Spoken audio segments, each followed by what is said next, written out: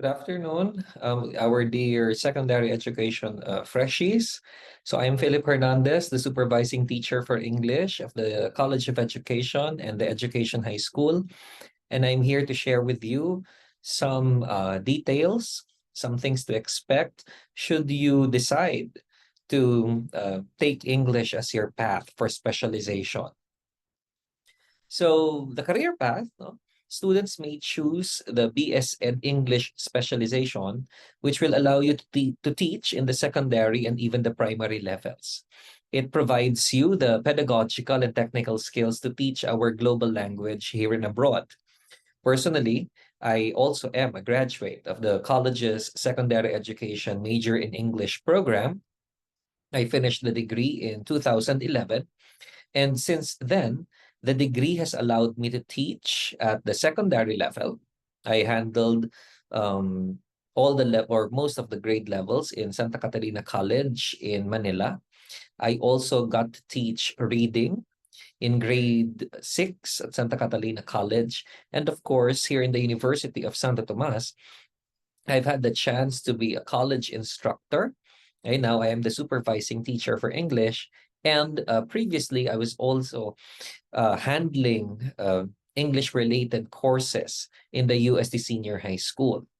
So of course, that chance or that opportunity for me to be able to teach at the tertiary level in UST necessitated that a few years after my graduation from college, I earned a master's degree that was aligned. So 2 years later, I earned a master's degree in English. Now, there are also teaching English to speakers of other languages or TESOL certificates that you can actually earn after some training online even. And here, you can get the qualification that most foreign language centers require. And I'm talking about foreign language centers based abroad.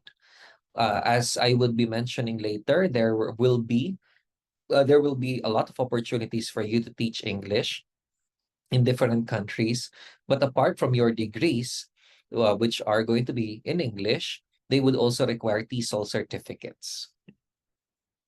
So here are the specialization courses that you expect to enroll in should you choose and should you be accepted in the English specialization.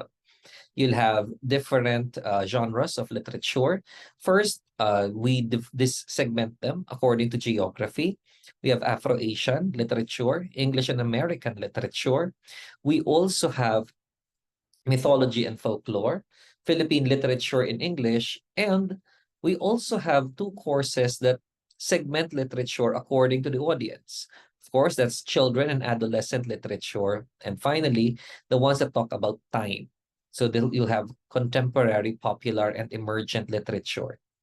In terms of language education, you'll have language acquisition and learning, language and education research. You'll also have learning materials development, language programs and policies, and the teaching of grammar, literature, and the macro skills, as well as technology for teaching and learning English. Still, other courses will include speech and theater arts, intro to linguistics, structure of English, technical writing, and of course, we'll also have literary criticism and campus journalism, among other courses that you can take. So these specializations, if you notice, are not just talking about pedagogy. They're not just talking about how you will teach or what you will teach. They are also preparatory courses, not just for you to become teachers of English, but also decision makers in English. And I speak specifically about language programs and policies. This is something that resonates with graduate level degree programs actually. Now, you take this when you pursue your master's or your doctorate, but in the College of Education, we already offer it at the bachelor's level because we also believe that you will at some point be involved in decisions concerning how to teach language and how to teach literature. So we are now on our second batch of K to 12 graduates who are now undergoing practice teaching. The picture on the left shows some of our students from the first cohort. They were class 2022 graduates. And the picture on the right shows some of the pre-service teachers for the 2023 class. The 2023 class is also experiencing now the on-site or face-to-face teaching. And after 3.5 years, we hope that you will also be experiencing the same. Now, when you become a pre-service teacher, these are what we expect. These are what you can expect to do. No, so you have to teach in the classroom, okay, and you'll have to do all the related tasks, no, for teaching in the classroom. But in the education high school, you can also be assigned as a junior advisor, meaning to say a junior advisor um, in a particular section or in a club. And then if there are competitions, you can be a coach. And along the way, as you teach in the classroom, you will learn how to develop your own learning materials. For the pre-service teachers whom I handle here in the EHS, I require them not just to work on the lesson plans, but to also provide worksheets, handouts, reviewers. And this is a practice for them to be able to summarize in writing or to explain clearly in writing what exactly it is that they are trying to teach the students. Of course, in the college, we are also training you to be researchers. In the third year, you will be having your thesis writing, which is language and education research, but that is not the last time that you will be encountering research. In fourth year, you will be doing your classroom-based action research, which aims to address some of the problems that you encounter when you already teach. That research output will later on serve as basis for rolling out a service learning program or service learning project in which you will be helping not just the Thomasian community, but the external public, like a partner community of ours, with a language-related intervention. This kind of training in the pre-service teacher's life, which is for 10 months, also resonates with what you will actually do in the field. However, there are minor differences. In terms of being a junior advisor, after 1 year, once you become a full-fledged teacher, you will not just be the junior advisor, you'll be the advisor.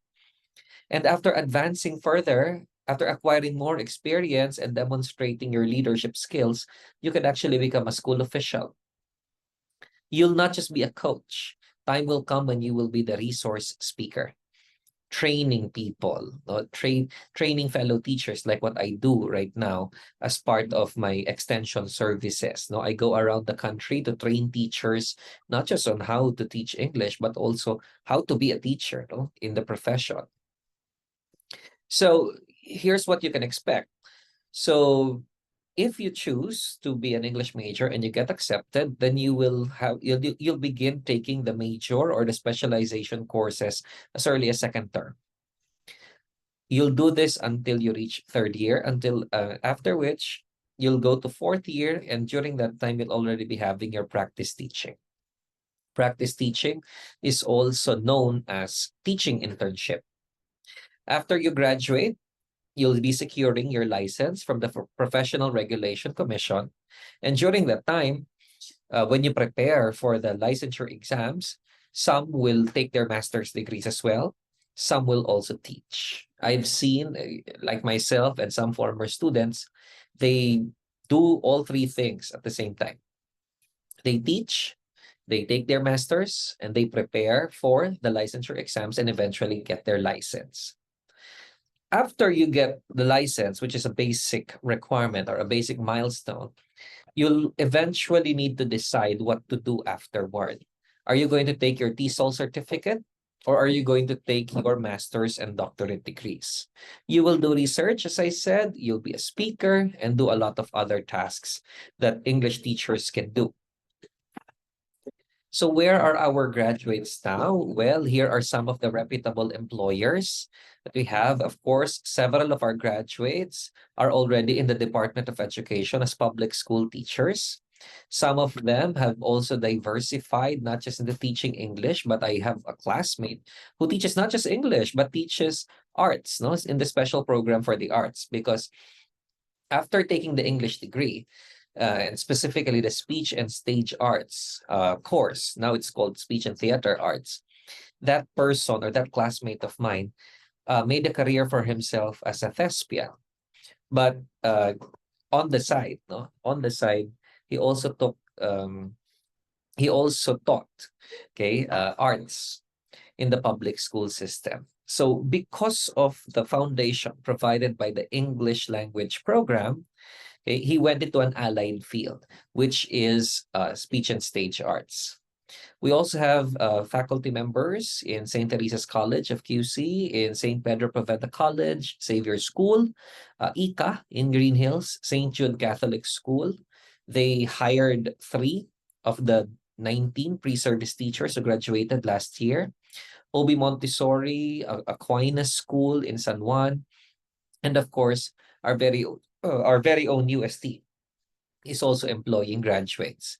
In terms of tertiary level, the big four universities and other colleges and universities are employing graduates of UST's Bachelor of Secondary Education major in English program.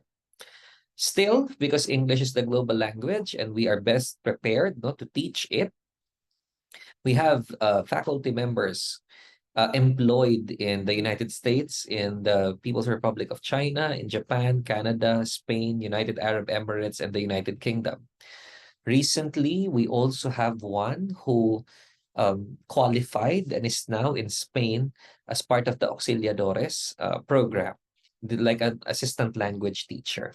We've had several who took the JALP program, the Japan Assistant Language Teacher program, and that was their stepping stone to work full-time, no, in Japan.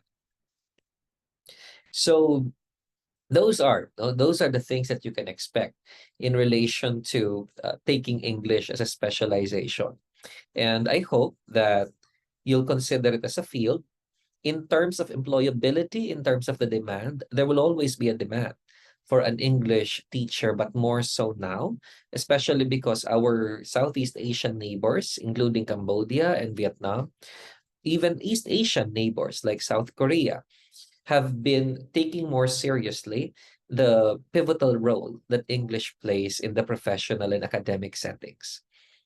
As early as this September, one of our 2022 graduates, his name is Emmanuel Abrera, Eman. He finished his teaching internship in UST in June, and then as early as September, he was already employed in Cambodia, where he is now teaching grade 1 pupils English. So because this is language, there is, a wellspring of different opportunities that you can maximize. I hope that this teaser, okay, of what you can expect in the majorship will entice you enough to consider it as a path. And along the way, you'll learn more. Thank you very much for the chance to share. Good afternoon.